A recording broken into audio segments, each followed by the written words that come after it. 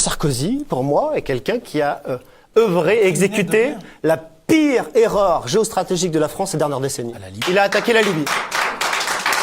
Il a fait en sorte que le pays le plus riche d'Afrique soit aujourd'hui un terrain de jeu pour djihadistes. Il a ouvert une autoroute pour migrants avec la Méditerranée, c'est-à-dire un cimetière. Il a fait en sorte que cette Libye soit aujourd'hui et voit le retour de l'esclavage sur les personnes de couleur noire. Tout ça, c'est le résultat de cet abruti, de ce crétin, de cet imbécile de Bernard-Henri Lévy qui l'a conseillé. Voilà, c'est tout. Aujourd'hui, les Occidentaux se plaignent de l'arrivée en masse des Africains dans leur territoire. Aujourd'hui, tout le monde se plaint, que ce soit pour la classe politique, que ce soit la population. Ils se plaignent de l'arrivée en masse des Africains dans leur territoire.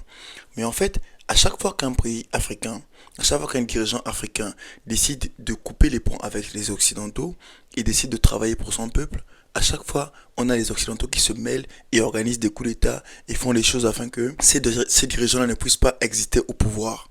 On avait avec Thomas Sankara, Lumumba et j'en passe.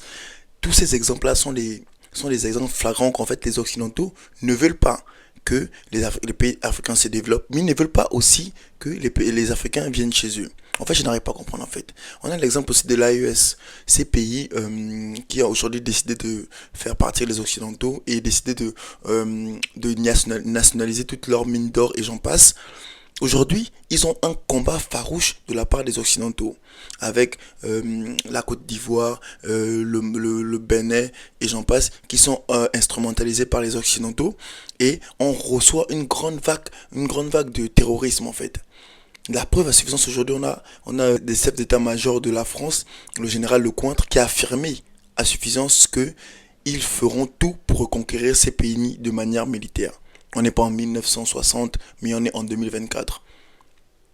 Ces pays-là ne veulent pas que les Africains se développent, mais ils ne veulent pas aussi que les Africains viennent chez eux. Qu'est-ce que vous voulez concrètement en fait? Qu'est-ce que vous voulez? Que les Africains disparaissent? Apparemment, c'est ça le plan. Les Afriques sans les Africains. Merci de partager massivement la vidéo, s'il vous plaît, afin que tout le monde puisse avoir accès à l'information. Merci.